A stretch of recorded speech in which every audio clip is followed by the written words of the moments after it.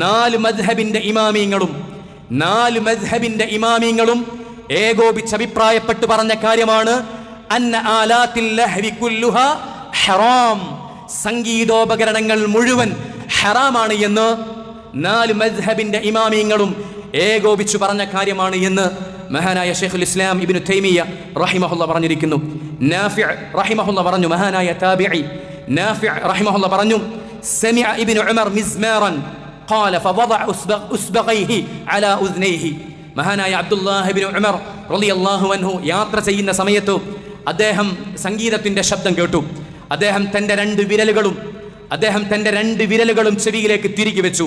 വനഅ അനി ത്വരീഖ്, അദ്ദേഹം നടക്കുന്ന വഴിയിൽ നിന്ന് ദൂരെ പോയി അദ്ദേഹം.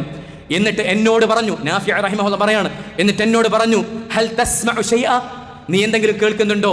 ദൂരത്തേക്ക് പോയിട്ട് അദ്ദേഹം ചോദിക്കാണ്, മഹാനായ അബ്ദുല്ലാഹ് റളിയല്ലാഹു അൻഹു ചോദിക്കാണ്, നീ ആ ശബ്ദം കേൾക്കുന്നുണ്ടോ? അദ്ദേഹം പറഞ്ഞു, ലാ, കേൾക്കുന്നില്ല എന്ന് പറഞ്ഞു.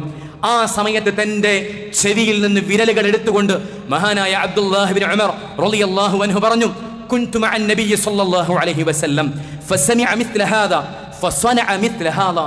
ഞാൻ റസൂലുള്ളാഹി സ്വല്ലല്ലാഹു അലൈഹി വസല്ലമ തങ്ങളുടെ കൂടെയായിരിക്കുന്ന സമയത്ത്, ഒരിക്കൽ ഞാൻ റസൂലുള്ളാഹി സ്വല്ലല്ലാഹു അലൈഹി വസല്ലമയുടെ കൂടെയായിരിക്കുന്ന സമയത്ത് ഇതുപോലുള്ള ഒരു ശബ്ദം മുഹമ്മദ് മുസ്തഫ കേട്ടു സ്വല്ലല്ലാഹു അലൈഹി വസല്ലം.